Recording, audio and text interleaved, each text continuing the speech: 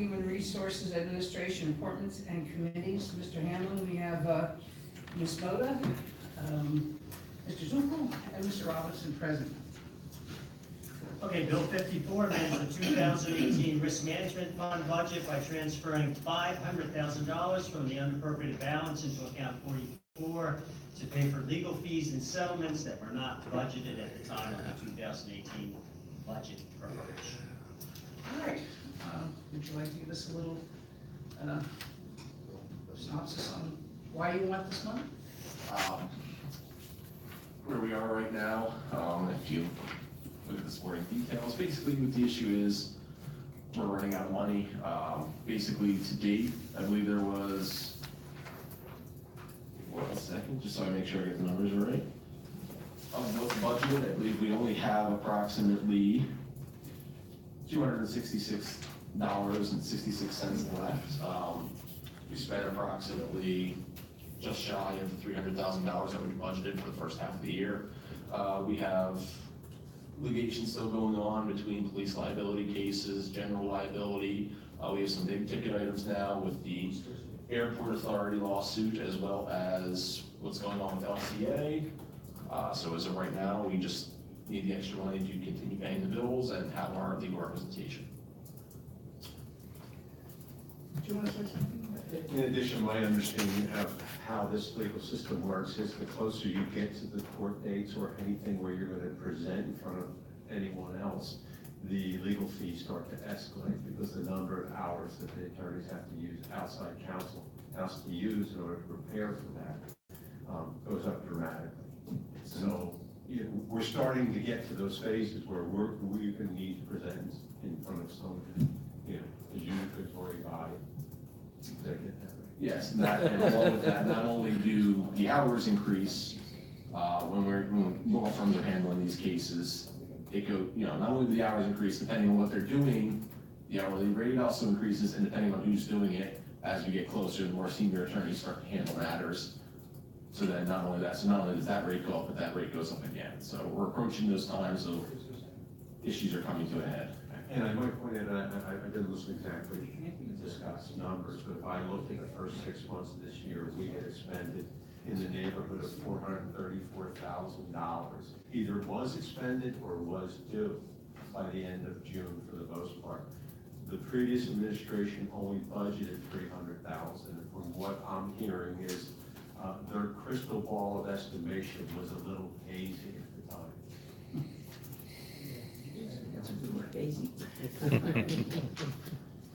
Ms. Moda? Yes, I'm kind of confused.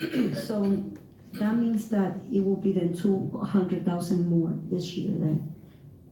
We're asking, right now, we budgeted initially for $300,000, we're asking for additional $500,000. 500,000, Yes. okay.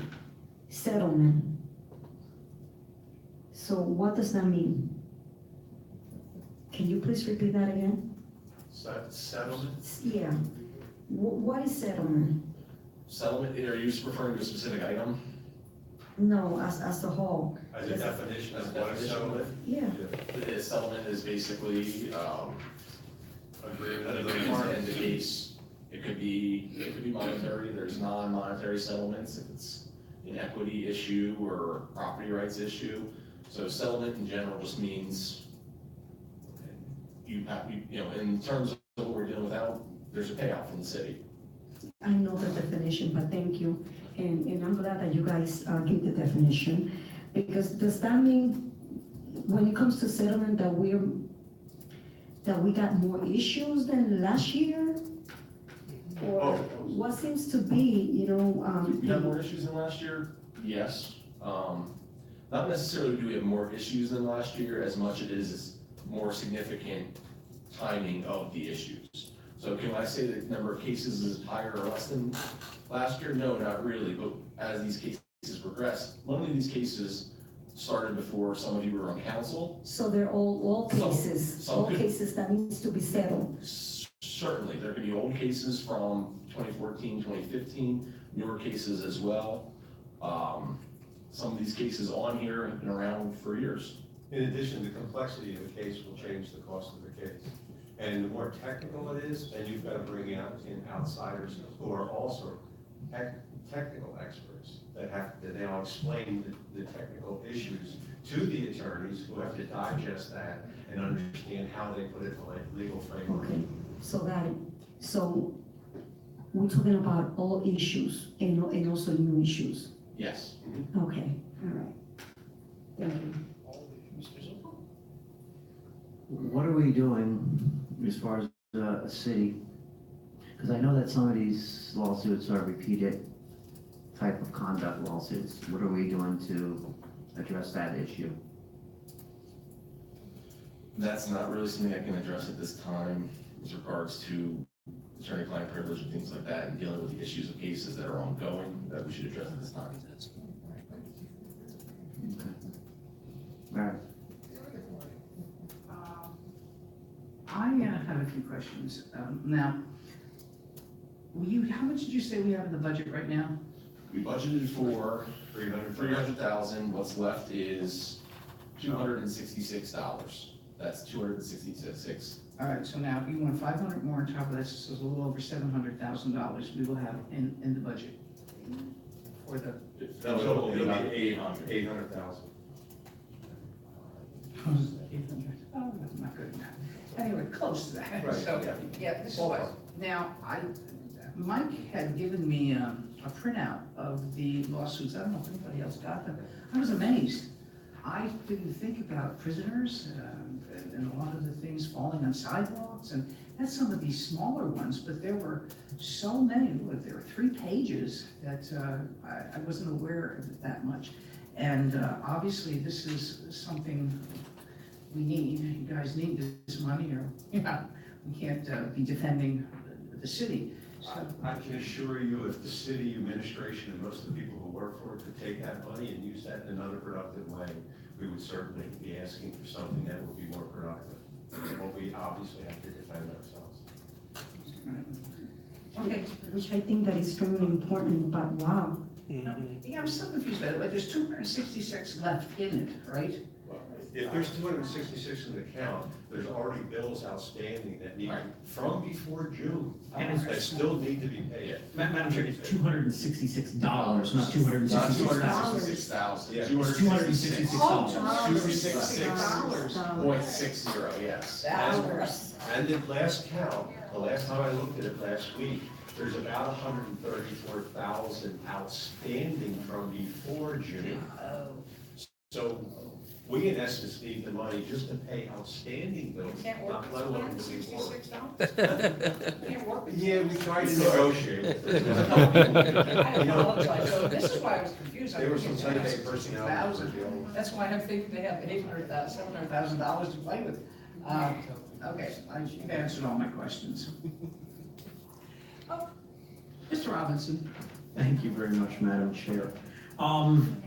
First and foremost, since this is coming from the unencumbered balance, and whenever we do this, I ask the same question. Mr. Hartzell, can you tell us, as of, I would say as of today, but whatever the last date that we would have reasonable information for, what the unencumbered balance was at?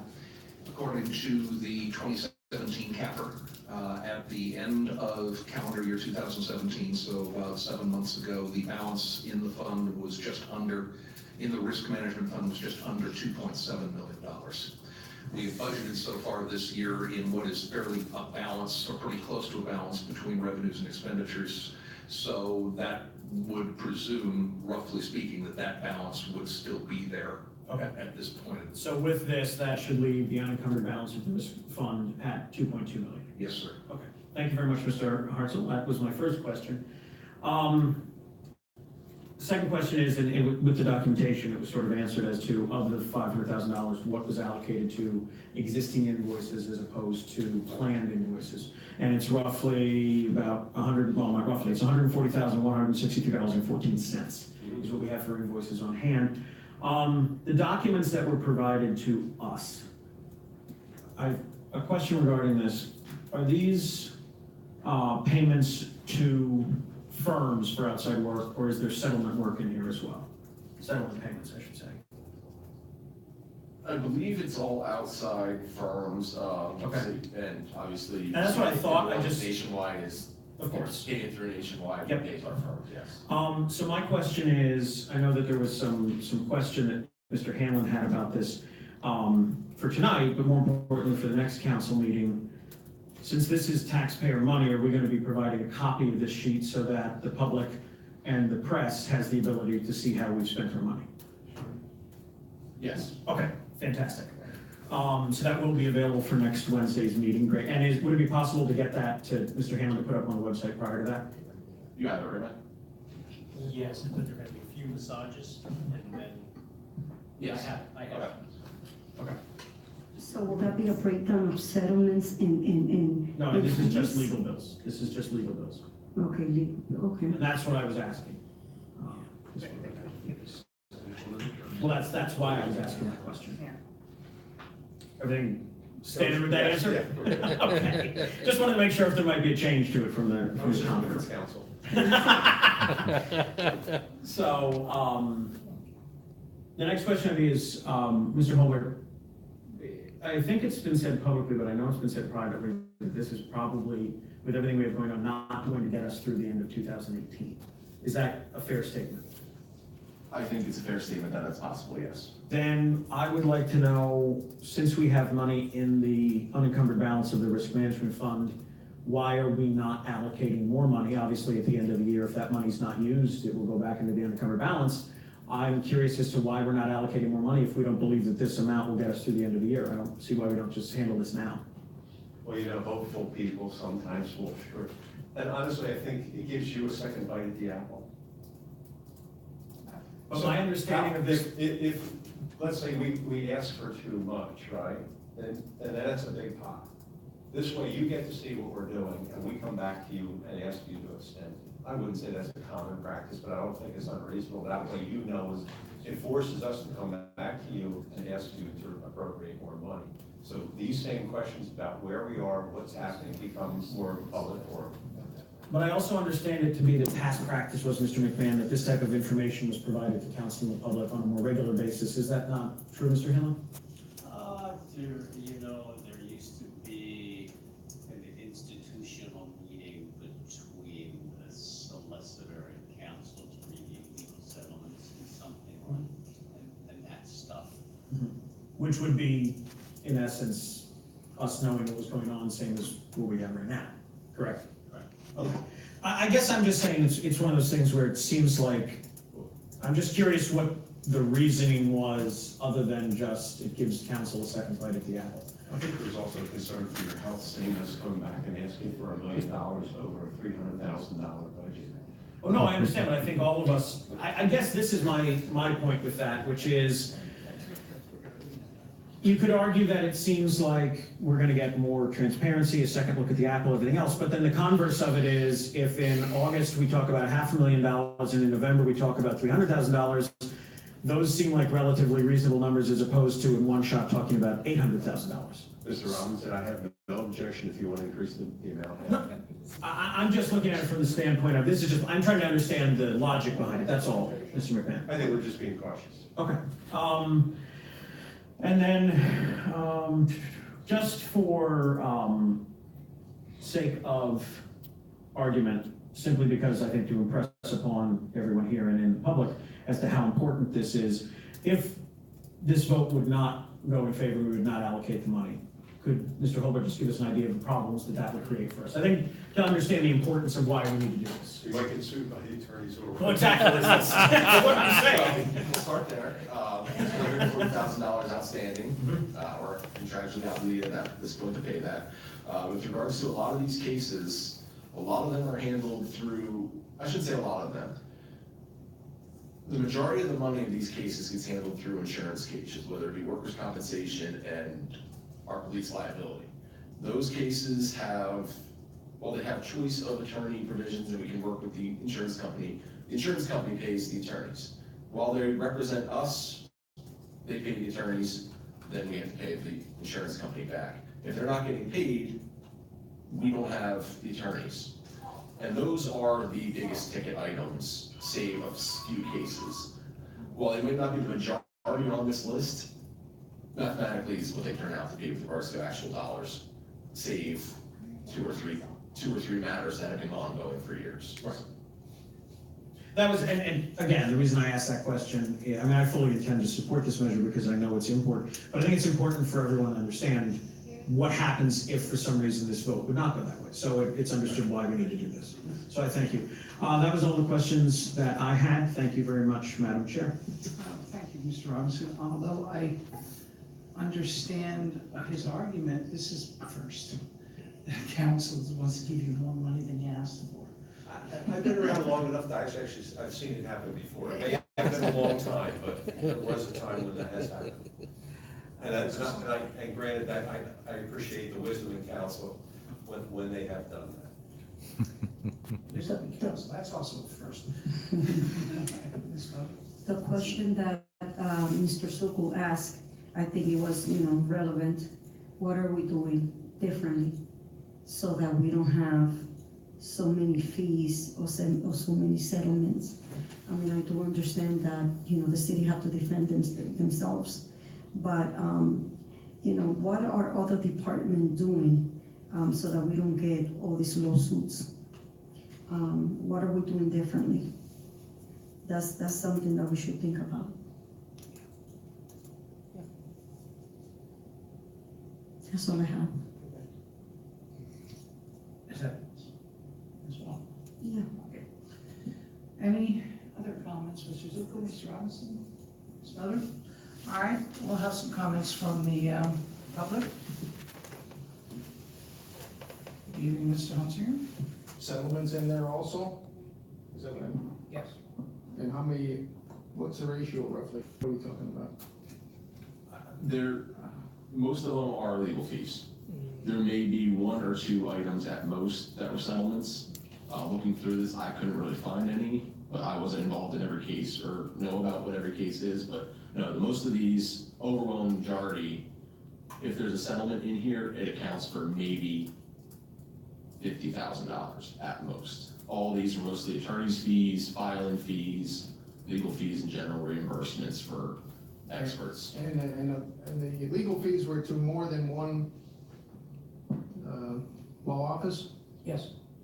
They were. In excess of 10. And how many roughly? In excess. In excess of 10? And the settlements were due, what was the date for the settlements to be made? That you're asking for? Again, I don't know if there's specifically any settlements in here. Like I said, the overwhelming majority, I'm not involved in every case. Some of these could have been settlements. Sometimes attorneys are paid money and then the attorneys get settlements out of their escrow account. So I can't tell you what each and every one of these items was for at a specific time. The $500,000 now, what percentage of that is gonna be paid almost within the next 30 days to 60 days? 130,000 or 140,000 will be paid immediately because it's due. It's approximately 25%. 25%? And what's your estimate for the end of the year gonna be? Another 500,000? What's your projection on these legal fees going forward? Somebody has to have a number like that. I mean, It's very difficult to estimate. If these settle and they turn out well, maybe. what's it's worst not. case? What's the worst case? Another 500,000? I mean, I know you can't tell me a lot of stuff, but you should know. You should know what this is. Council has to know this. And you should take down on those 3 pages really and get a detailed analysis of that. Okay, I mean, There's just not, unless you do a statistical analysis of year by year, different municipalities, we just can't judge. And that's just overall in setting a budget, which is what gets done. But with regard to what's left for the year, there's just no way to judge which cases are gonna continue, which cases will settle sooner. It's just one of those things that it's not predictable in a micro sense. Are these arbitration or a combination of court cases and arbitration? Both, combination. Would you say, how many are arbitration roughly? Out of, Less arbitration, more litigation than arbitration. I'd say 3-to-1 ratio. I guess my only other question would be to the finance director, would be, what projects aren't we gonna be doing when we're gonna take 500,000 from the unappropriated balance from the risk management fund I mean, what aren't we gonna be doing? Because they were budgeted for something, so what aren't we gonna be doing? Well, we had maintained that reserve for intent to use for 2019, obviously. We budgeted, as we did for 2018, knowing that there was going to be a little bit of a reserve left over, and there was no intention on spending it for anything else this year. Obviously, we'd have to look at it for 2019 in a different sense, but it was there as a reserve strictly in case of things like this. Would you say more than 500,000 is in reserve? Is that what you're thinking? The CAFR indicates that we had, as of the end of 2017, about $2.7 million in the reserve. And given what we've budgeted for the year so far, that's going to be holding pretty steady at this point. Okay, thank you.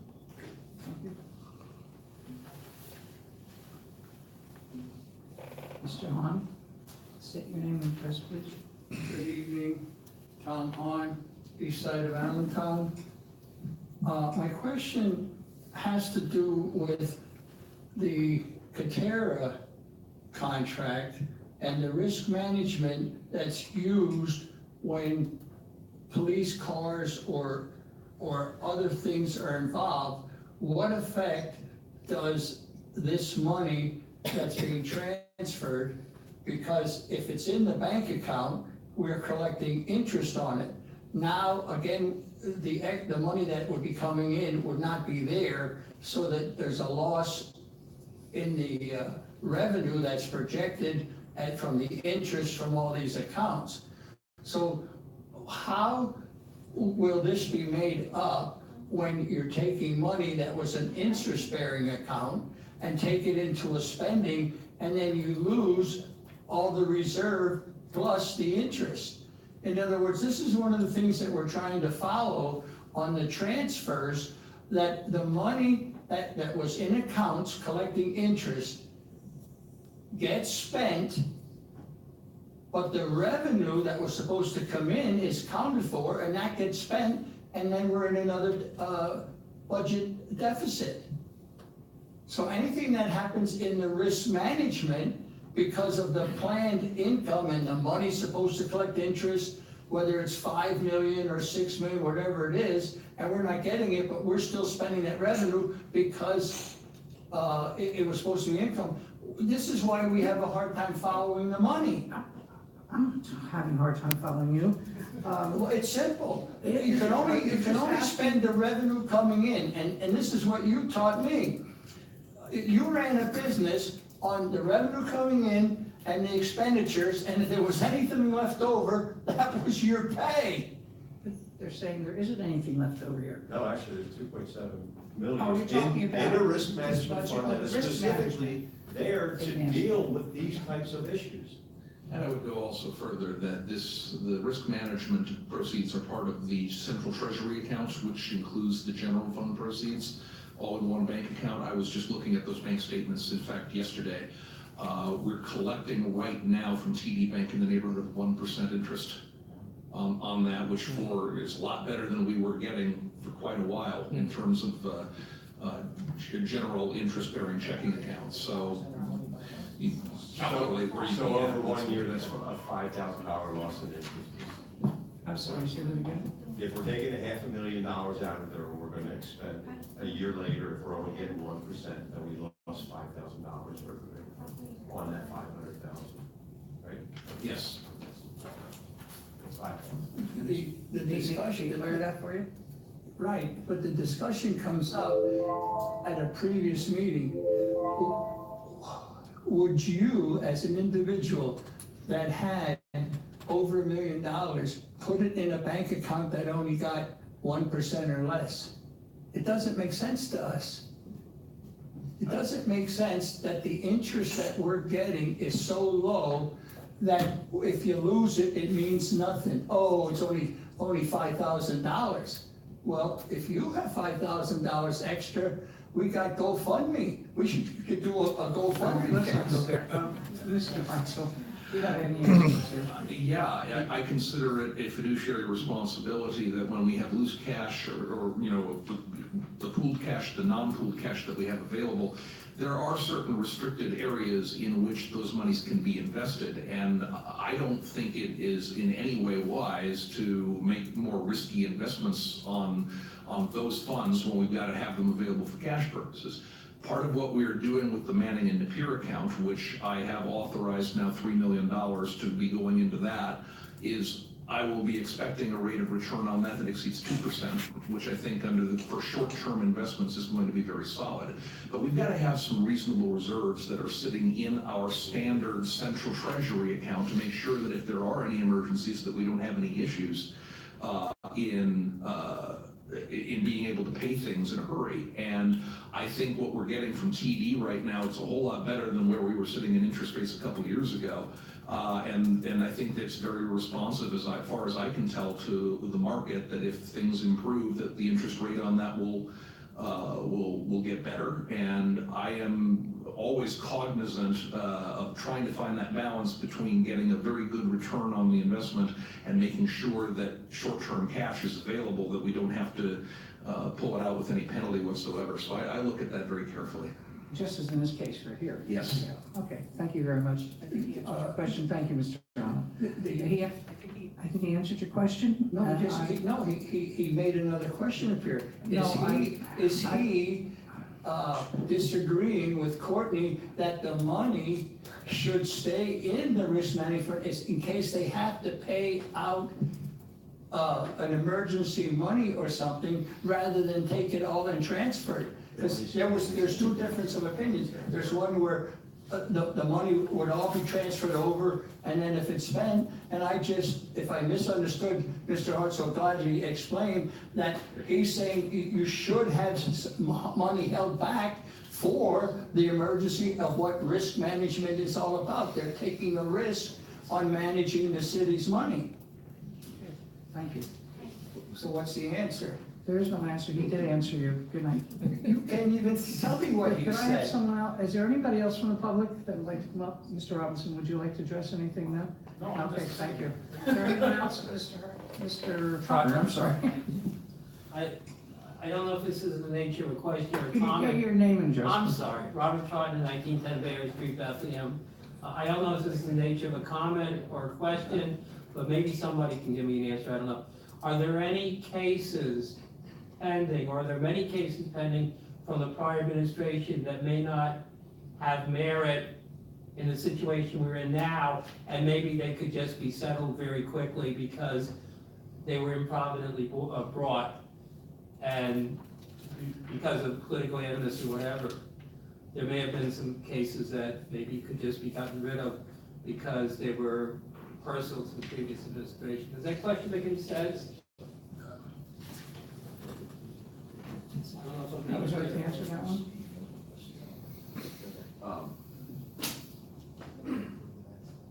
With regards to the cases that we're dealing with here, none of them were in that case. There's maybe one or two that aren't. So we're looking for defense. They're mostly defense cases. They're mostly citizens brought against us. There's one or two that aren't, and those are some of the big ticket items we talk about all the time with regards to issues in contractors. Thank you. Thank you. Anyone else from the public? All right. Okay, I'd make a motion then, Chairperson, for that we, unless you want to make an amendment for an increase first. Well, I technically don't have the standing to make an amendment in the committee, Okay. since I'm not a member, but I'll say this, that if there would be an amendment made to allocate more resources, as I think that's what you're saying, Mr. Zuckel, I would certainly be supportive of that in the full council. Is that the motion you're making? Yeah, I'll make a motion in that we increase it to 600,000 rather than 500,000 at this point. $500,000? Yes. Do I have a second for this? I will second it. I'm also on board. So, Mr. Hanlon? Okay, a motion to forward the bill favorably and make a amendment at the full council meeting by adding $100,000 to the $500,000 by common consent. Consent, yes. But can I say something? They will give us details, right, as to, fees. We Okay, have, please. we have them. Yes, they will be public. Okay, thank you. Okay, next on the agenda. Madam Chair, it just needs to be actually forwarded to council. You guys just voted on the amendment, not the actual bill. Oh. And I'll make a mo- Make forward Yeah. favorably, favorably with with the the amendment, To correct. be made, that was my mistake. No, I'll follow you. We're good? And I would make the motion and to send it to council favorably. I'll second it. Thank you. Thank you. So we can move forward? Yes. All right. The second thing on the agenda is Bill 53. Mr. Hanley? Bill 53 amends the 2018 general fund budget by increasing the salary of the community development director by $5,278 annually. Do I have any questions from my colleagues?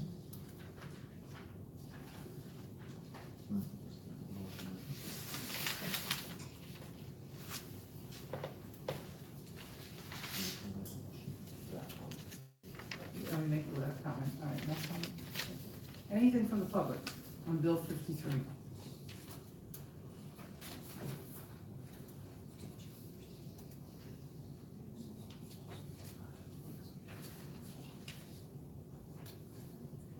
Glenn Hunsicker, South Allentown. Just a couple questions. Are we gonna be doing this piecemeal for everybody in the whole city? Giving them a 5% increase over and above, or is this a whole new strategy on how we pay our top administrators? Well, this is what's up for a vote. I know it's up for a vote, but I mean, it should be more comprehensive plan than just, this is the way people budget things, they do it piecemeal, before you know it, everybody in the world has a 5% increase. I think I'll be able to answer your question when I make a motion. Okay, because, the budget's tight, I think everybody would like more money, hey, I'd like to get more money too, but it doesn't work that way. And I don't think, the director would have probably taken the job anyway. Normally, when you get a new position, you get an increase maybe next year, if you did well. At this time in the game with the budget, I don't see why we should be even increasing anybody's salary. They just, all these positions got a 3.5% increase last year. And the year before, they got 3%. There's not too many people out in the world that got 6.5% in the last 2 years. And now you're gonna give this person, or whoever else you're gonna do, and I'm nothing against this person from getting more money, but it shouldn't be done at this time. I see, that's my So personal. what you're asking us not to. Oh, Thank you. I think you should. Is there anyone else? Anyone else? Is it more out of responsibility because it's in position? I'm asking the administration. No, I don't think it's any more responsibility. Excuse me? I don't believe it's any more responsibility. In essence, you're filling the role whether you're interim or not, and that's the way, that's not my experience in the way when I worked for the city of Allentown, but if you look at over about the last 12 years, you've created this situation of interim versus director. And in my eyes, and I can be corrected later, but no, I think they're basically the same responsibilities. So the question that I have, in the city, when a person no longer is an interim, don't they usually get the 10%? What have they done before? I can't answer all of them done before because I've only been here for about 8 weeks. Who can answer that for me? You could have HR looking at it, but right now I'm acting as an HR director since we don't have an HR director now. So in a month, we'll have an HR director and we could probably provide more of that information. Right now, I can go back to some of the staff at HR and have them look at that. I don't have the answer right now.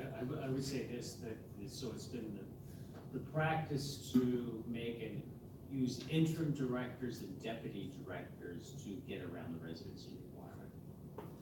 Only, not to change any duties. In the practice. There's nothing to do with financial, just. Yeah, that's been the practice. I'm not saying it's a good practice or a bad practice, that's the practice with Mr. Oswald. Same thing.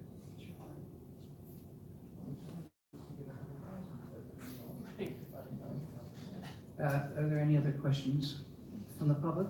Anybody from my colleagues? Anybody? The only thing is I would make a motion that the salary remain as it is current, as it was as an interim position. I'll second that. All in favor? Aye. Aye. So this will move to the Full council? full council. The next meeting? So I guess. I'm wondering why it would even move, I mean, I guess, wouldn't the cleanest thing, Mr. Hanlon, be to forward it with an unfavorable recommendation? Okay, The cleanest thing might be to table. Or yes, or table. Okay, there you go, yeah. Either or. I'll move on unfavorably. What, Either or. Cleanest is the table? Whatever you want, if you table it, stays as your committee and for people to pull it out in the council meeting, or you can forward it unfavorably to the meeting. I will table. All right, Bill 49. Bill 49 amends the 2018 general fund budget, deleting the position of deputy director at a 21 and budgeted at a salary of $103,350 and adding the position of director HR 21A at an annual salary of $107,500. All right, any questions from my colleagues on this? It's basically the same thing. So, Well, I do have a question, Madam Chair, if that's all right. If this is not something that you can answer right now, Mr. McMahon, I understand since you're sort of acting in the acting capacity, I know this question might be a little too much, which is, what, I guess in twofold. Number one is, what difference would there be between, because my thing is this bill as opposed to the previous one, as I look at it, has two different things. It's got the reclassification from deputy director to director, and then separately it has the pay increase as well. So that's, I just want to look at this, and basically my first question would be, other than a residency factor, That's what it is. is there any difference in duties and responsibilities from deputy director to director, or is residency the only difference between those two positions? As the city clerk mentioned, that's the only difference. I just wanted to confirm that, okay. Then my only comment would be to the committee is, if you intend to do the same thing as you did with the last bill, I would just forward it with the change in classification, however, not the salary. That would be my, thank you, Madam Chair. However, what? What I'm saying is, change the classification from deputy director to director, because then that way, director is council confirmable, deputy director is not. And director requires residency, which you require of the rest of the cabinet, so it would be fair, you know, whether you're for or against residency, holding all of the cabinet members to the same standard, I think is important. So what I'm saying is, if you guys would want to do the same thing as you did with the last bill, I would say just eliminate the increase, but forward the bill favorably instead of tabling it, because we do need to change the classification. That was all I was going to say. Thank you, Madam Chair. Thank you very much, Mr. McMahon. Thank you. Thank you.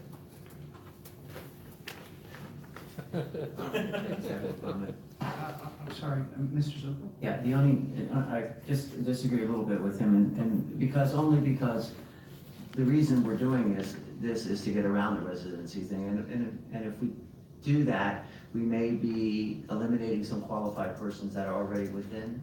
Oh, listen, Mr. Zugal, I'm totally in favor of getting rid of residency, and that was just a suggestion. The committee can do anything that they choose, but yeah.